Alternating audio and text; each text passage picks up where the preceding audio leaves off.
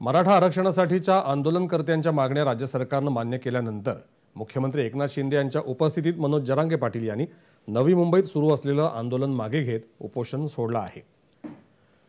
जरांगे पाटील यांच्या मागण्यांना अनुसरून राज्य सरकारने काल रात्री जारी केलेल्या अधिसूचनेची प्रतही मुख्यमंत्र्यांनी जरांगे पाटील यांना सुपूर्द केली। राज्य सरकारने सर्वसामान्यांना न्याय देण्याकरता मतांसाठी नाही तर सर्वसामान्य कष्टकऱ्यांच्या हितासाठी निर्णय घेतल्याचं मुख्यमंत्री एकनाथ शिंदे यांनी सांगितलं। शिवाजी महाराजांची घेतलेली शपथ मी पूर्ण करणार असं सांगत शब्द पाळणं ही आमची कार्यपद्धती आहे असंही मुख्यमंत्र्यांनी स्पष्ट केलं। न्याय हक्क मागताना इतर कुणालाही त्याचा त्रास होऊ नये याची देखील काळजी आपण घेतली। त्याबद्दल देखील मी मुख्यमंत्री म्हणून आपल्या सगळ्यांना मनापासून धन्यवाद देतो। गोर गरीब मराठा समाजाच्या दुःख आणि वेदना याची कल्पना आहे आणि म्हणून मी जाहीरपणे छत्रपती शिवाजी महाराजांची शपथ घेतली होती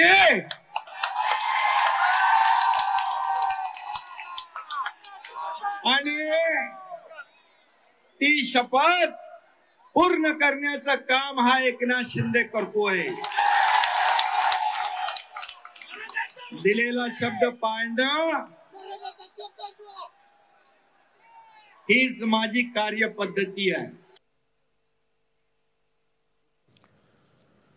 आरक्षणासंदर्भातल्या शिंदे समितीला वर्षभराची मुदतवाढ द्यावी अशी मागणी जरांगे यांनी यावेळी केली। नोंदी मिळालेल्यांना तात्काळ प्रमाणपत्र देणार असून कुणबी प्रमाणपत्र देण्यासाठी शिबिरं सुरू झाली आहेत। सगळ्या सोयऱ्यांनाही कुणबी प्रमाणपत्र मिळणार आहे। आंतरवालीत बैठक घेऊन पुढची दिशा स्पष्ट करण्यात येईल असंही जरांगे पाटील म्हणाले। राज्य सरकारने जारी केलेल्या अधिसूचनेनुसार सगळ्या सोयऱ्यांची व्याख्या म्हणजे अर्जदाराचे वडील आणि त्यापूर्वीच्या पिढ्यांमधले सजातीय लग्न संबंधातून निर्माण झालेले नातेवाईक अशी करण्यात आली आहे।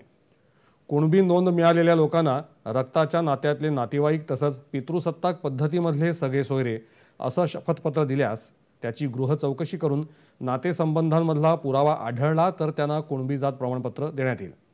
ज्या मराठा बांधवांच्या कुणबी नोंदी सापडल्या आहेत त्या नोंदींच्या आधारानुसार त्यांच्या गणगोतातल्या सगळ्या सोयऱ्यांना या निकषानुसार कुणबी प्रमाणपत्र देण्यात येईल।